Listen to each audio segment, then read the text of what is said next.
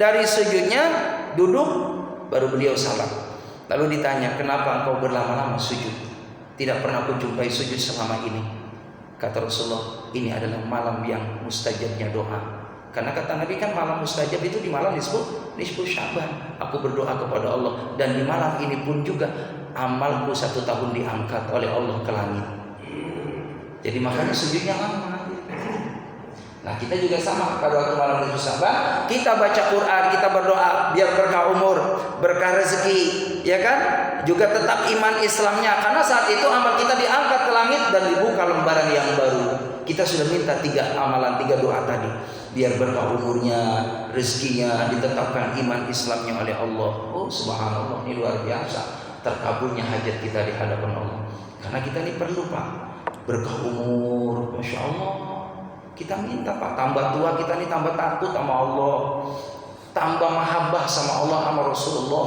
Karena sebentar lagi kita ini bakal pulang kampung. Kemana Pak? Ke Jogja. Itu mah pulang kampung lebaran hadirin. Ini pulang kampungnya abadan-abadan selama-lamanya ke negeri akhirat. Makanya meninggal dunia, ninggalin dunia kita ini. Pasti bakal ninggalin dunia semua Pak. Bakal pindah ke alam yang abadi, di alam kubur yang sempit 2x1. Pakaiannya juga enggak berjahit Pak. Pakaiannya enggak ada kantongnya, karena enggak bisa berlaku tuh duit dikantongin juga. Enggak laku hadirin. Kain kafan, ya kan? 2 helai kain kafan. Kalau perempuan ditambah 1 buat kerudungnya. Kaya miskin sama dengan kain itu. 2 lapis itu udah. Ya, minimal syukur-syukur ganjil boleh. Dibungkus Pak, dimasukin ke liang lahat yang harganya 750.000. Ya, harta kita tuh itu. Yang selebihnya, yang jutaan itu buat ahli waris. Makanya kalau kita mau ngamal nih, mumpung masih ada di alam dunia. Karena amal yang baik itu semasa hidup, kalau sudah mati jemaah rahimakumullah, ini saya sedekah ya atas nama almarhum almarhumah. Sampai tapi kurang afdol, yang afdol itu masih hidup. Jadi jangan nunggu mati nanti disedekahin dari anaknya harta bapak ini, jangan. Mumpung masih hidup, kita sedekahin harta kita di jalan Allah Subhanahu wa taala.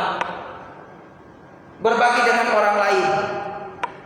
Tuh begitu.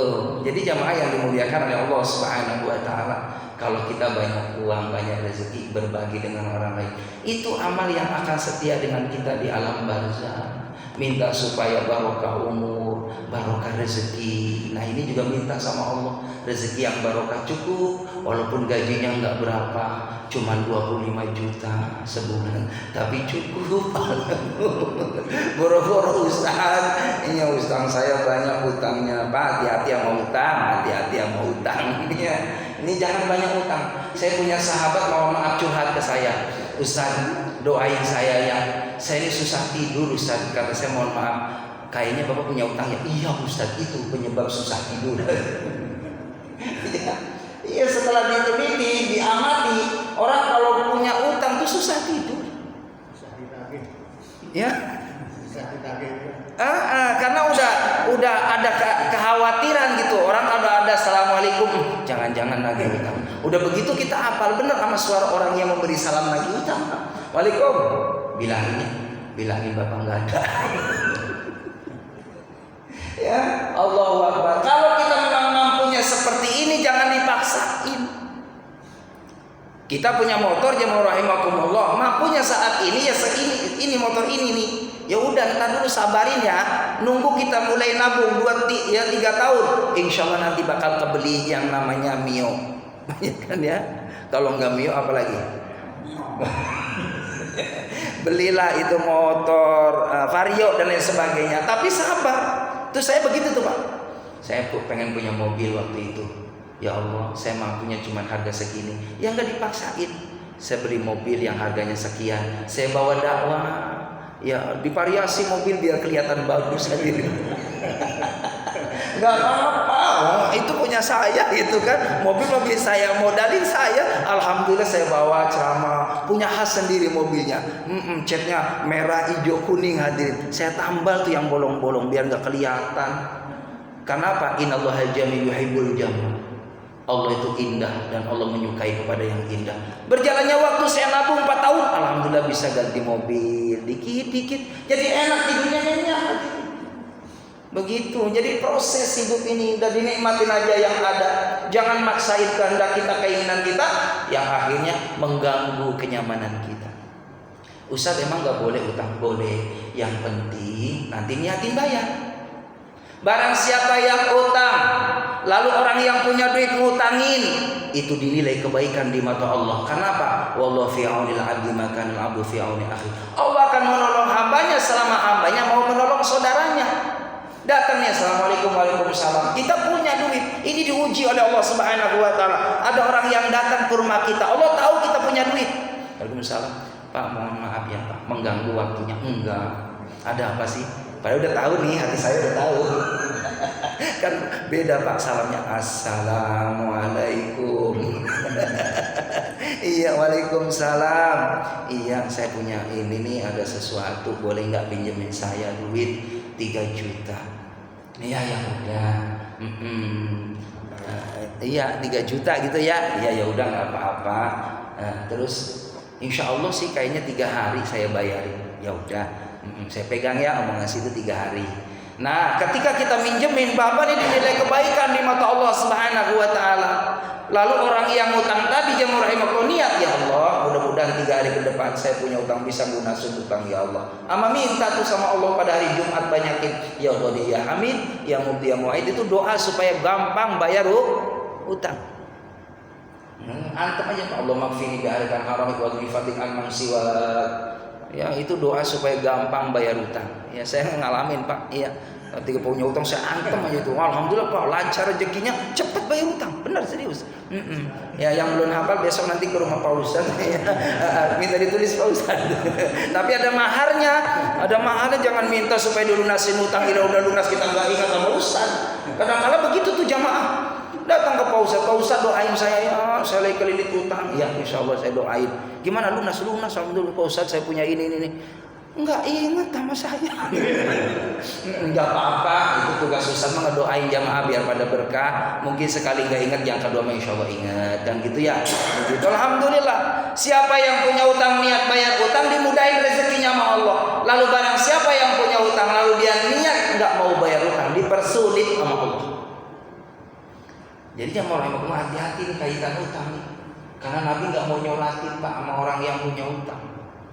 Nabi suatu ketika mau nyolatin, ditanya, ini si mayit punya utang nggak? Punya ya Rasulullah. Udah situ aja Abu Bakar yang nyolatin, saya emang nggak mau. Begitu. Makanya pentingnya hadirin, kalau bisa, kalau utang-utang nih ada kertas di atas pulpen di atas kertas. Ditulis tuh tanggal sekian utang 3 juta nanti bayar insya Allah gitu kan 1 minggu. Terus ada saksi, nah nih ya, ini saksi utang, jadi ada saksinya. Begitu nanti suatu saat kan kita nggak tahu umur. Kalau memang dia punya utang 3 juta, ada saksi, ada tanda itunya gitu kan.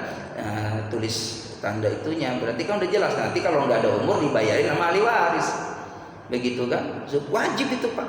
Sebab kalau kita punya utang nggak bayar utang, jemaah rahimahullah, belum dibayar utangnya, itu nanti kebaikan kita ini sebagai jaminan nanti di akhirat untuk bayar utang kita, kan kita nggak mau.